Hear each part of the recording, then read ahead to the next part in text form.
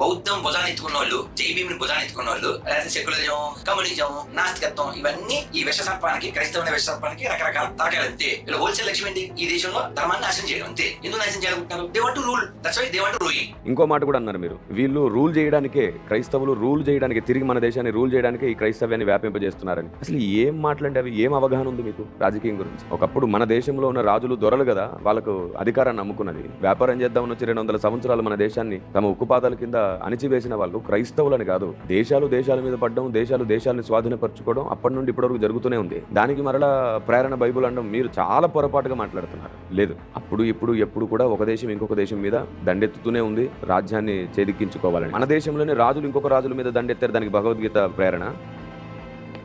మీరే చెప్పండి. ఇంకా దాసు గారు మీకు గీతోపదేశం చేస్తాను వినండి. రాజ్యకాంక్ష ఉంటుంది చూశారు, దానికి ఏది ప్రేరణ అక్కర్లేదు. తమ బుద్ధే ప్రేరణ అవుతుంది, తమ అజ్ఞానమే ప్రేరణ అవుతుంది.